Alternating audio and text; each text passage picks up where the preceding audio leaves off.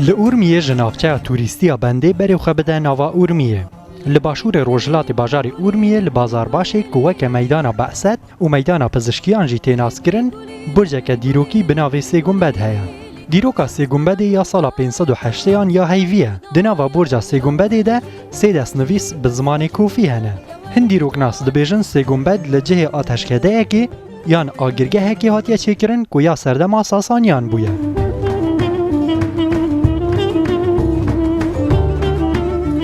سه گنبد به بریار شیسقات المزفری ده سلادداری وی سردمه یه سلجوقیان هاتیه چکرن.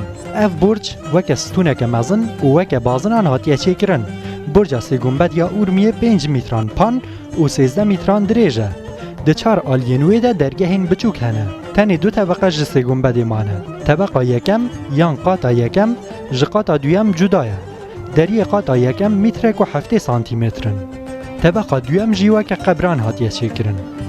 دجهن جداین تاقیده بنخشونیگارین جدا برج هاتیه شیکاندن.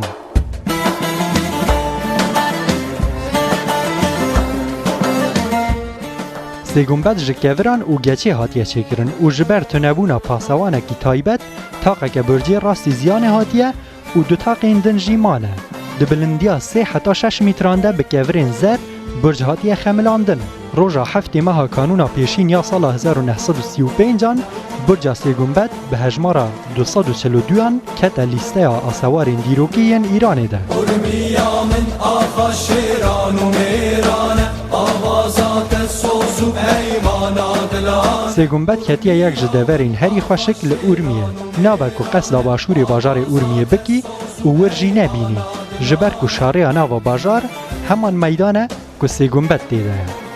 اسکندر جعفری رودا.